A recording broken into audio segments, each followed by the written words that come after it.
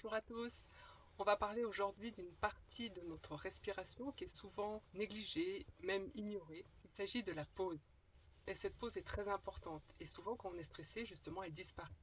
De quoi s'agit-il exactement, cette pause? Votre respiration, vous savez que votre respiration comporte deux phases principales.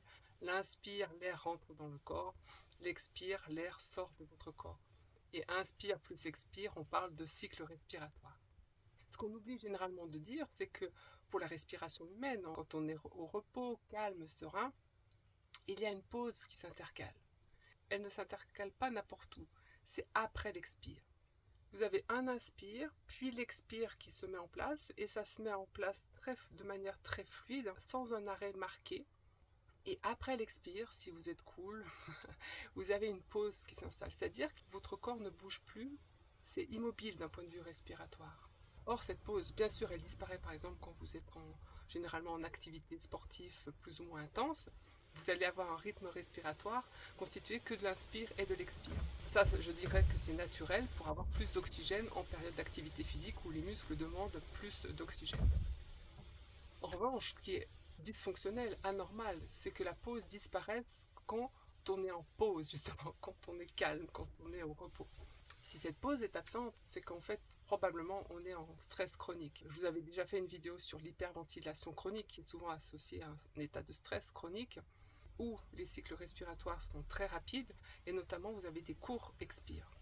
Et en fait, la pause disparaît. Donc, inspire, expire, inspire, expire, inspire, expire, inspire, expire. Alors que le rythme naturel au repos, c'est inspire, expire, pause. Inspire, expire, pause. Voilà. Ça, c'est davantage le rythme naturel au repos. C'est pour ça aussi que quand on est en hyperventilation chronique, parmi les exercices respiratoires importants, c'est donc de rallonger l'expire et aussi d'installer progressivement une pause après l'expire. 1 à 2 secondes par exemple au démarrage. Mais si vous prêtez attention à votre respiration maintenant davantage, vous verrez que si vous êtes vraiment cool, par exemple vous vous faites masser, que vous êtes très relâché, les muscles sont très détendus, vous allez avoir votre pause qui s'allonge et de manière très longue. C'est peut-être impressionnant même quand on n'en a pas l'habitude, parce qu'on se dit mais est-ce que l'inspire va arriver?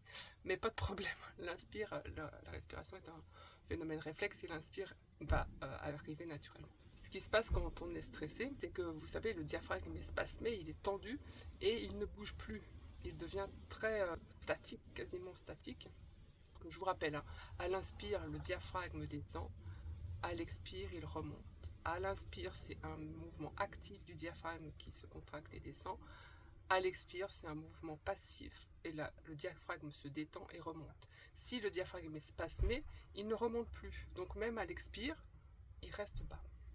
Et en fait, dans cette position-là, vous avez l'envie de passer un inspire après l'expire très, très fort. Et donc, vous n'allez pas avoir de pause. Ce qui peut être intéressant aussi comme exercice quand une pause s'installe, c'est de volontairement prolonger cette pause un petit peu, quelques secondes.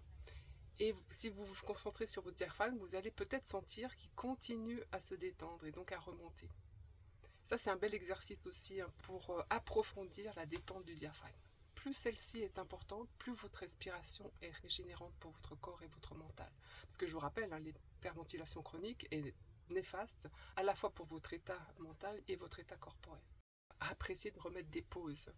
Et vous savez, même symboliquement, on va dire, s'il y a plus de pause dans votre respiration, c'est peut-être aussi que votre vie, la façon dont vous menez votre vie, a besoin de pause. De ne pas avoir un rythme effréné, mais de prendre le temps de se poser, de se reposer ou de faire des activités qui vraiment nous nourrissent, nous régénèrent.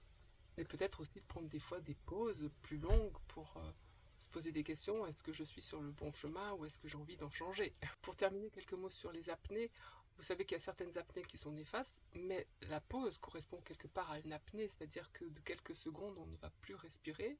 Mais cette pause-là est naturelle. Elle est tout bénéfice pour votre fonctionnement psychocorporel.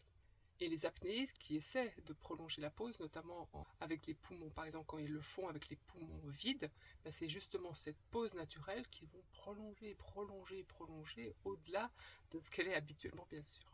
Et pour aller plus loin, pour battre éventuellement des records, Les apnéistes, généralement, font de la méditation, de la relaxation. Si vous êtes tendu, impossible de le faire de l'apnée à très longtemps. Donc le message du jour, remettez des pauses si vous n'en avez pas dans votre respiration et peut-être dans votre vie de tous les jours. Parfois la pause s'impose, hein, et en fait la pause normalement devrait être naturelle. Savourez les pauses.